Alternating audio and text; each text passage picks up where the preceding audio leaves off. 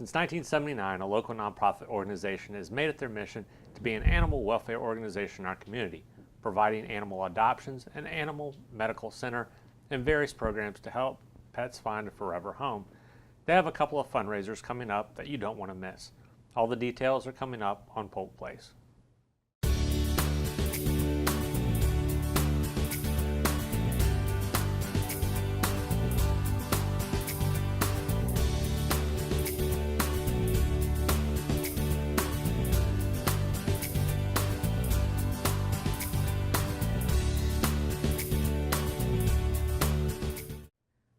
Welcome to Polk Place. I'm your host, Jeremy Morady, and with me today we have two guests in our studio, Brooke Wyatt, who is the 2018 Walk for Animals spokesperson, and also Adam Stanfield, who's the executive director for SPCA Florida. Good to see you again. Good to see you guys. Nice to see you. Yay. Yeah. Got through that opening, huh? Yeah. Finally. Took me a little bit, but That's hey, we all right. got through there. Good to see you. And we also have a special guest with us. You want to introduce this guy? This is, well, he's kind of running by a couple different names here in the studio, but this is actually Balboa.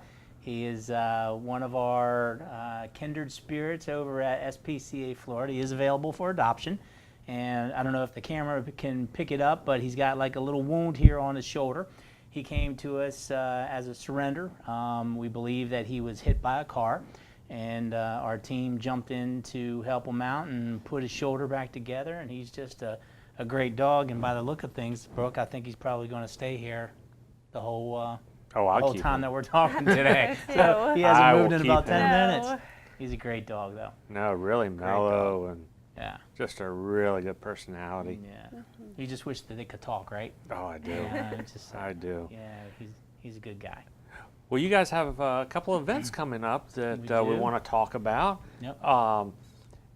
Let's recap real quick for the folks that might be new to the area that haven't seen us before. Get into a little bit, if you can, about what SPCA Florida does. Sure. Well, SPCA Florida is an animal welfare organization, as you mentioned in the opening. We have a full-service medical facility that operates more like an emergency room on the human side of healthcare than a regular veterinary practice. And I say that just because everybody generally has an experience with an emergency room, and they've dealt with issues, emergent care and all that other stuff, wait times and stuff. That's exactly how we operate. We have a very busy environment. We have 9 physicians on staff, so it's pretty active every day. We have an emergent care facility which deals with emergency issues, and then we have a full surgical bay that has 4 tables, and we can provide a wide variety of services, much like what Balboa had here. He had some shoulder reconstruction. So it's a great little operation on the medical center side. The adoption center side. Little operation. Yeah. Y'all don't have a little operation anymore. You may have had that in 1979, but it's not like that now. Very true. But something that, again, also that we're very proud of is our adoption center. And the adoption center achieved 4,344 adoptions, or a live release rate of 4,344 animals last year. And we're very excited about that. It's about a 12% gain over the year prior. And we can lay the claim that each of those animals accounted for $3,000 in benefit to our community, which means exponentially that was over $13 million that came from through SPCA Florida into our community. So, it is a great operation over there, and we appreciate the community's support for helping us do what we do. I mean, we lose $200 on every animal through the adoption process. So, our adoption center runs an $800,000 loss a year, and that's where fundraising comes into play. And that rounds out our other department on campus, which Paula Kramer, who's here in the audience with us, and Christina Van Allen, they work on the philanthropy side of things and fundraise for us, and they're the brain children behind the events that we're going to talk about today. So yeah, and you got a couple coming up that we want to hit on. So yeah, well, go ahead. We'll knock the hot rods, hops, and hounds out so we can get Brooke on the communication. But hot rod, hops, and hounds is the first year that we've done this. We tried to do it last year. But a storm by the name of Irma got in the way, and we ended up delaying that. But one of our board members, Marty Wilkie, he's with Fifth Third Bank, and when he joined the board, he said, I want to do a fundraiser on behalf of the organization or for the organization. And we said, that's great. You know, we have this Brews Cruise thing that we were trying to re-implement from our days gone by.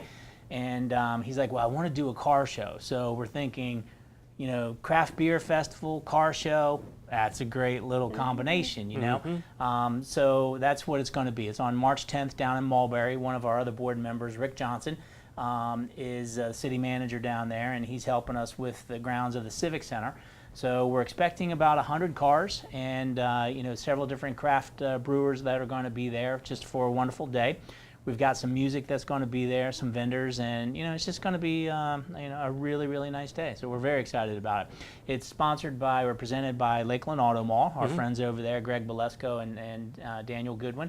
And Fifth Third Bank, of course, through Marty Wilkie, is playing a big role in that as well. So we appreciate all the support. Well, I remember talking to Marty last year. It sounded like such an exciting thing that he had been planning, and I know it was just heartbreaking to have to postpone everything. But Yeah. I'm glad to see it's finally, you know, coming together. Oh, and, yeah.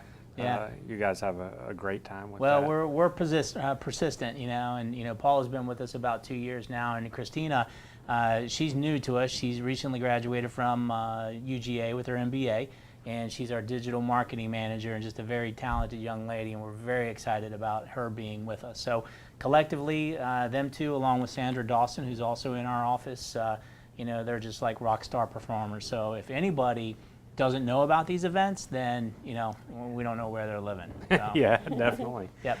And then we also have the walk. Yep, So- we got the walk coming up. Yeah. So And Brooke is actually our 2018 spokesperson for the walk, which we are very excited about. Yes.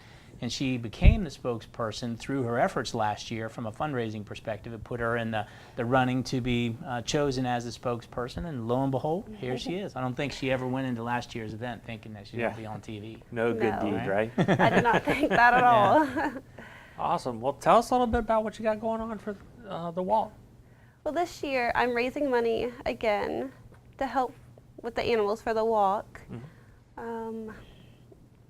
She's going to have her team, okay? And again, you know, the way that it's designed to be is like a peer-to-peer concept, where last year, for instance, Brooke started a team, and she went out and lobbied her friends and family and pleaded and prodded and poked and, you know, raised a lot of money on behalf of the animals. So, you know, it's a good time. It is a walk, and it's down there in Lake Mirror on the 21st, Okay. and 21st of April, I should say. And it's just going to be a good time. We got some live band there. I think it's Buxton, right? I think yeah. so. Yeah, Buxton Yes. is going to be there. They're going to Okay. do some music for us. The cool thing is I think this was Brooke's idea. She said she wanted to move it to the night. I'm just kidding, but yeah. But yeah, it's going to be a nighttime event this year, Okay. which we're very excited about. We've been talking about turning it into a nighttime event for years, but because of how the date is selected, this was the first year that we could do that because it's booked so far in advance. And then last year we did have an opportunity to potentially move it, but down there on the grounds of Lake Mirror, they actually booked a wedding the night that we had the walk in the morning, so we couldn't move it. So, but we're good. We're excited, aren't you? Yes, I'm very excited for this year. Awesome. Yeah. Well, it sounds like it's going to be a great time. Yeah, we'd like to believe so. You're going to be there, right? I hope so. Let's start a team. Yeah. PGTV team. PGTV team. Yeah, yeah.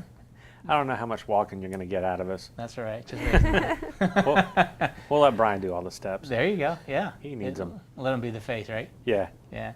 But you know, it's going to be fun. The walk is actually our second largest fundraiser, and actually the equivalent to our auction for animals in terms of number of years. This is our 26th year, and you know, last year I think it raised about $120,000 for us. So, you know, that's important because again, we lose about $200 on every animal that we adopt.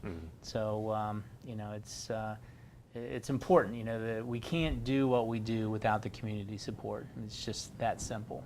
So, you know. Well, and then holding events like these, it really draws the community out Sure. to get that support. Yeah.